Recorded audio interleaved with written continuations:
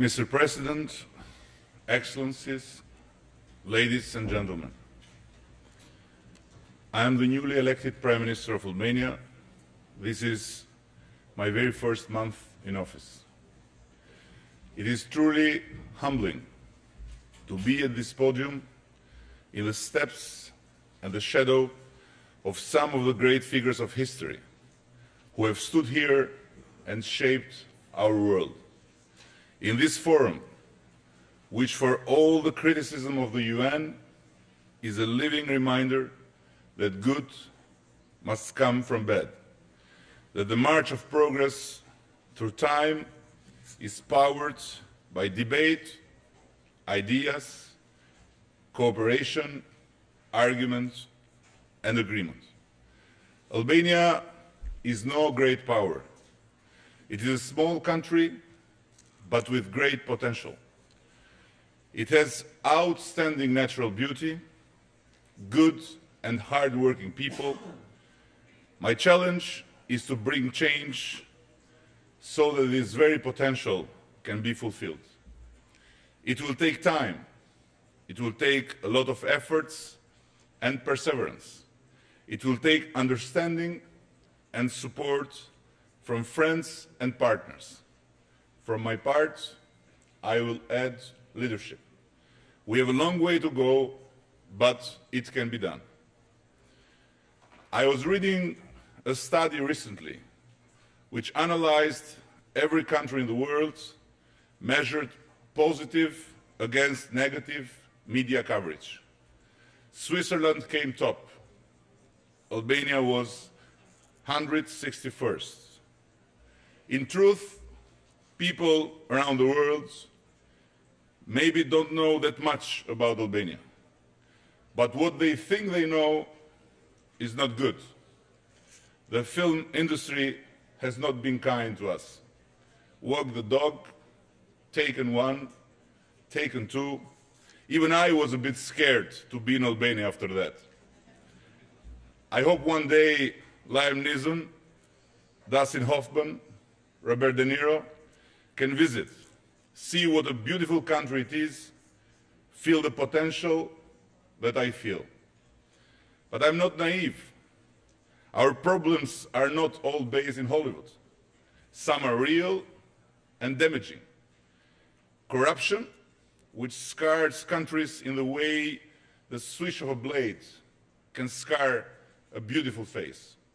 It deters legitimate investors from investing. It holds back progress. It stops people from believing there can ever be fairness. Corruption can and must be beaten if we are to build the economic rule of law we need, get the investment we need, attract the tourism, our scenery, heritage, and warm, welcoming people deserve. It won't be easy, but it can be done, and we are fully committed. Mr. President, the world has changed tremendously in the course of the last decades, and it is changing now at an even faster pace. UN reform, we all expect the UN to follow suit. UN reform is not only necessary, it has become imperative. If we fail to agree and act on this, the role the UN is to play will remain incomplete. One of the important aspects of change is the ongoing reform of the delivery of development assistance. In the course of a few years, delivering as one has proved to be a valuable achievement, and it represents today an avenue for deeper reform. If we want more effectiveness, better efficiency, a coherent action by various UN actors, if we aim for better results on the ground, better value for money, delivering as one is the way. We have pledged our support and will continue to do so as we are convinced this is the path to go. The UN is beyond any doubt one of the most important world bodies. We joined it in the middle of last century. But it is not alone. For us, the European Union, which represents the most important political project the world has known to date, is another one. We aspire to join it. We know the changes we have to make, and I am determined to make them.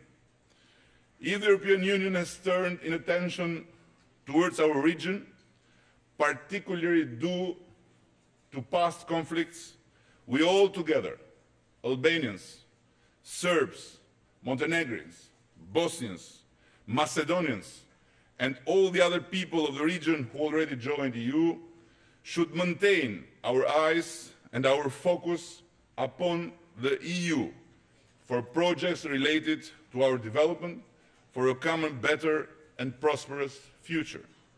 Regional cooperation that is not grounded in strategic projects, serving to the economic revival for all our countries in their way to integration to the European Union as a developed economic area, would result completely ineffective. We do not have either the time or the luxury to engage in time-consuming, ineffective projects. No country of the region can afford such luxury. Consequently, we should create a new momentum in the regional cooperation by effectively combining the objectives of Southeastern Europe 2020 strategy with the projects of Europe 2020 agenda. We should not forget that the successful regional cooperation has a direct effect on meeting economic accession criteria. Doubtlessly, meeting such criteria through an intense and fruitful regional cooperation is neither an easy nor a simple task. And my vision for Albania is also a vision of the Balkans working together in defiance of our history of so much war and conflict. Though let's say it loudly and proudly, these are past wars and past conflicts. I want to share with you my conviction that the remarkable agreement between Kosovo and Serbia started a new era in the Southeast European region. Their dialogue, an act of courage and wisdom, both from Kosovo and Serbia, with the much appreciated facilitation of the European Union, defies each country of the region to mobilize the efforts in new and innovative forms of collaboration and cooperation. Not everything is easy or perfect. There are still few here and there who continue to think in the past. But the prevailing truth is that Prime Ministers Thaçi and Dačić have stood up to their leadership responsibility to bring their countries to the future they both deserve. More than everything, in a world interconnected and interdependent like never before, where space and relationship are related and recreated in continuity, it's crucial to leave the new time without extending the old one, that of conflicts, that of nationalism. In this regard, Albania is committed to peace and prosperity in the region. This is why it is committed to the irreversible independence of Kosovo, already recognized by 104 UN member states.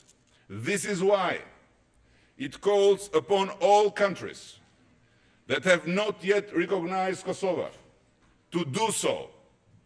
They will not only help Kosovo and its people, they will join those who by recognition have played an important role in strengthening security and stability in Southeastern Europe. To those who are skeptical, I say, Kosovo people, as all other people that enjoy now their fully recognized independent republics after the dissolution of former Yugoslavia, deserve the recognition of their sovereignty, particularly for they have demonstrated more than any people in the region their undisputable commitment to human rights, minority rights, dialogue, and peace. Without this commitment, it would be very difficult for our region to progress toward integration in the European Union. But its commitment is obvious, it is firm, and the region has been remarkably advancing toward its most important goal, integration in the European Union. Croatia has joined the European Union. We wait in the queue. So do Serbia and Kosovo.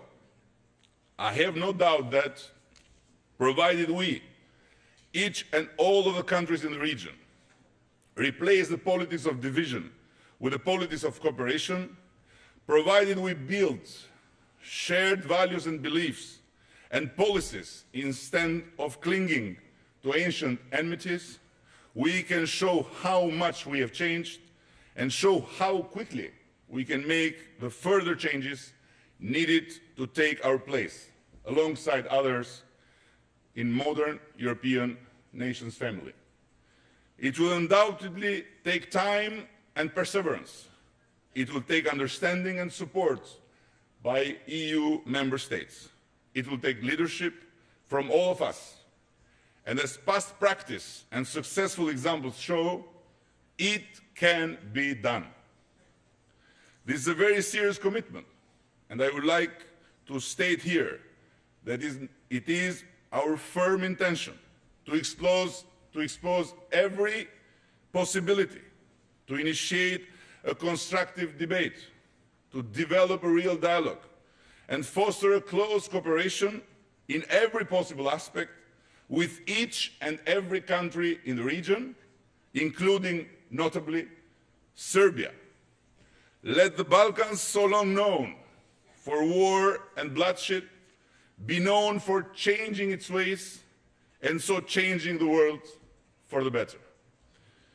Mr. President, I wish I could avoid, in this statement of hope, to have to speak about one of the most terrible human tragedies of our time, which is unfolding before our eyes since 2.5 years. It has taken more than 100,000 of human lives. It is destroying a whole generation and has brought a country to ruins. The recent large-scale use of chemical weapons constitutes a despicable crime, a crime against humanity, which should not and must not remain unpunished. Yet, even within such a bleak picture, a glimpse of hope has been born. The Security Council has finally adopted yesterday a resolution on the removal and destruction of chemical weapons in Syria, which we welcome. It must now be quickly and fully implemented. As I strode to this podium, I felt the extraordinary sense of responsibility that leadership of a country implies. And I felt the power of the historic forces pulsating around this building, the new world it has shaped, the challenges it has met, the challenges it has failed to meet, the challenges we, the family of nations, struggle to meet today in this ever more interdependent and complicated world. I ran for office on the theme of Renaissance, but we all know that the words of campaigning are the easy part. What is hard is turning those words into deeds, actions and policies, into projects which deliver the change. I'm confident, but I'm humble enough to know I cannot do it alone. I have much to learn, And the UN is one of those buildings where you always find people, individuals, groups, governments, who can teach with experience, who can lead by example. We do need support. We do need partners and friends willing to be part of our journey for change. Renaissance means a new Albania. Building the Renaissance is a challenge we face. It will take time, it will take perseverance, it will take understanding and support by partners and friends.